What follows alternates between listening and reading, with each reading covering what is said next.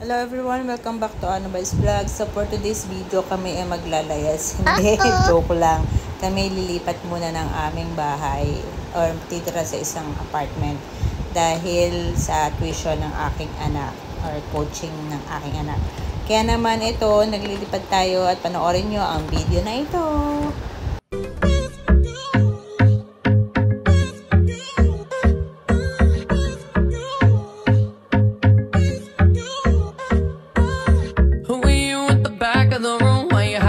Shadows, are you ever gonna make a move? Are you ever gonna make a move? Ito na nga, yun nga, sabi ko, tayo ay lilipat muna ng apartment. Isang buwan tayong lilipat, pupunta sa Kotakal. Dito rin sa Malappuram District. At dahil nga sa coaching ng aking anak para mag-pre-med or balak niya kasi or pangarap niya maging doktor or particularly veterinary doctor. So yan, nagbabalik na ako ng mga ating mga dadalhin dun sa flat kasi ang flat naman na titira natin is hindi siya fully furnished talaga na kagaya ng flat namin na meron mga gamit sa bahay na kagaya ng mga kubyertos, mga cutleries, crockeries. Doon wala. So, kailangan kung magbitbit, kailangan natin bitbitin yan para may gagamitin tayo, diba? So, ayan, piniprepare ko na yung mga para mababasagin. Binabalot ko siya sa mga nirarap ko siya para hindi mabasag pagka nilagay natin sa sasakyan. Kasi mahirap na, diba? Siyempre, magdadala tayo ng mga panlinis natin at yung nilalagay ko na yung mga plato na binalot natin dito sa timba kasi para hindi siya mabasag. Hindi pa rin natin alam kung safe pa rin na kahit na binalot natin ang maayos, diba? So yan, isa-isa ko na siya nilalagay dyan sa may timba kasi dadalhin din naman natin yung timba na yan. Ilagay na rin natin siya as protection to yung mga ating mga babasagin na mga baso at saka mga pinggan. Ayan, at dadalhin ko din para itong air fryer namin kasi mas convenient siya. Alam niyo naman ang air fryer, mabilis siyang makaluto. At the same time, healthy yung lulutuin natin kasi wala siyang oil, diba? So, yung balutin natin itong air fryer at magdadala rin pala ako ng butter paper para at saka mga extra na mga plastic para naman sa ating paglipat ay prepared tayo. So, ito binabalot ko na yung aking air fryer. Siyempre, kailangan natin protektahan yan para hindi naman magasgas sa ating paglilipat. Dahil mahal na mahal ko itong air fryer na to. Diyos ko, galing pa ng Pilipinas to. Actually, bigay ito ng kapatid ko.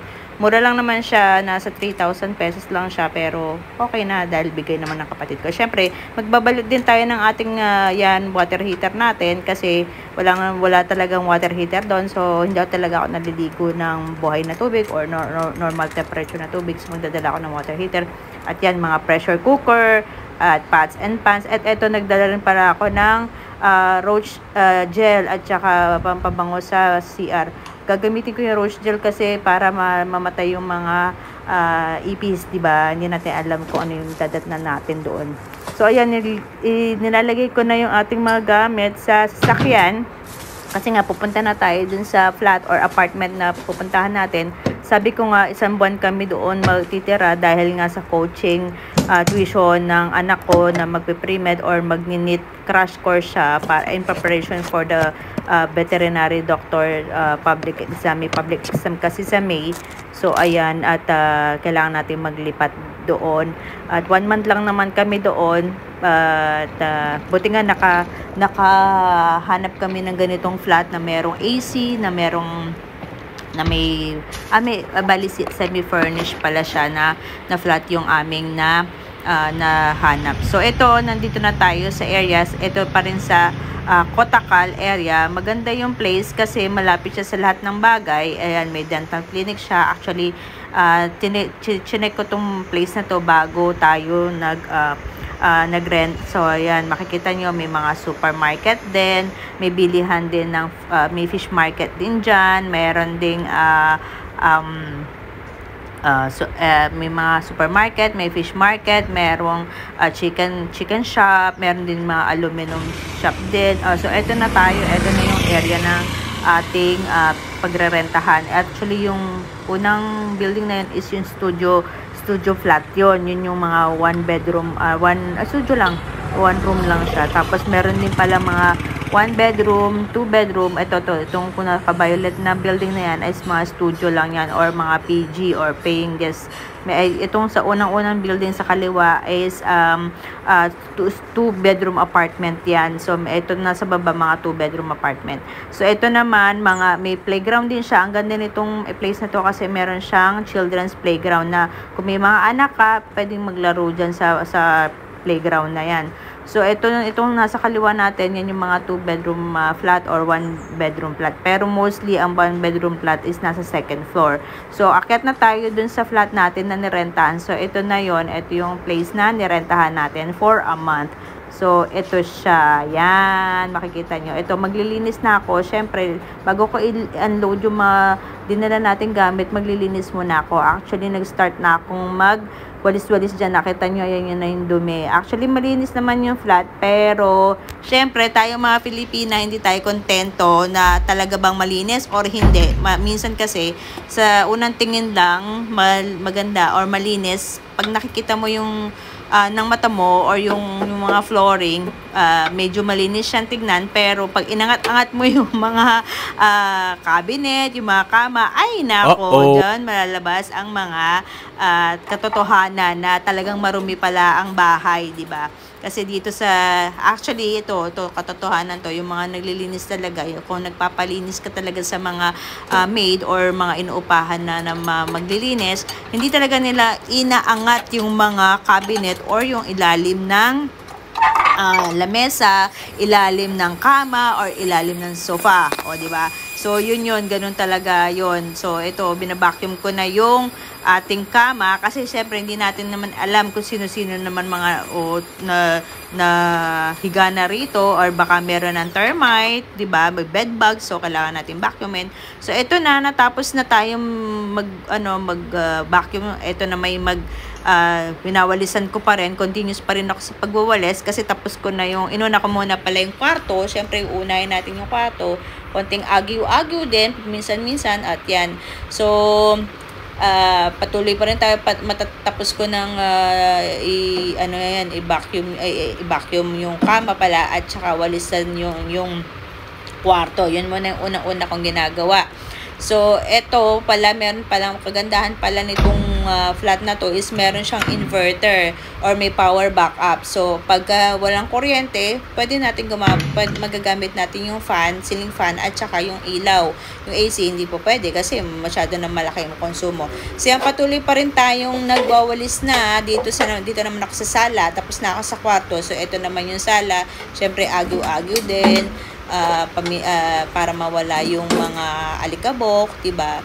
So ganito ko sa aking pagka ako'y lilipat or kahit dun sa flat ko, ganito rin akong maglinis dahil alam niyo na, Pilipina tayo, medyo meticuloso tayo pagdating sa kalinisan at sa hygiene, especially sa hygiene, di ba?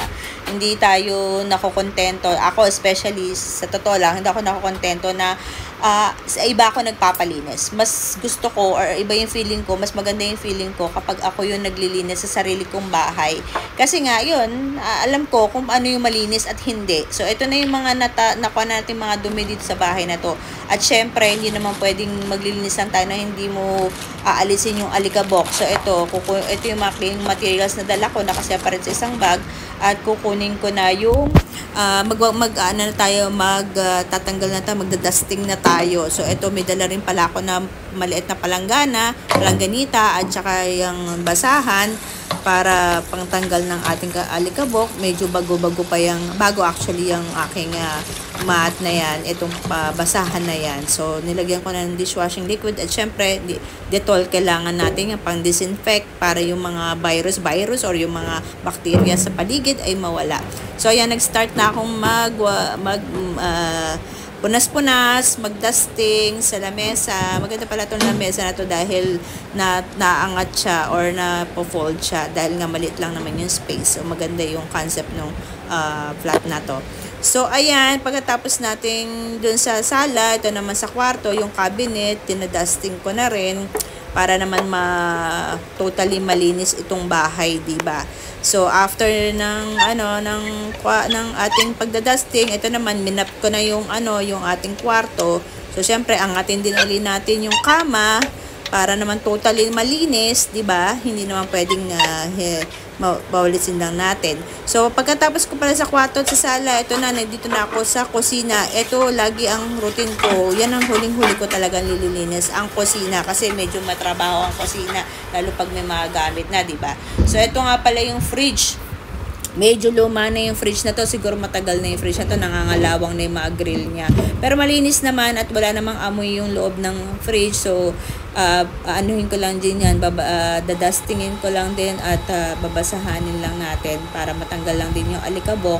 At magtatanggal lang din tayo ng mga dusting nitong mga alikabok dito sa loob ng kusina. Hindi talaga siya madumi, pero mas komportable talaga ako na ako naglilinis. At saka syempre kailangan mas alam natin yung kalinisan ng kapag tayo ang gumagawa, di ba?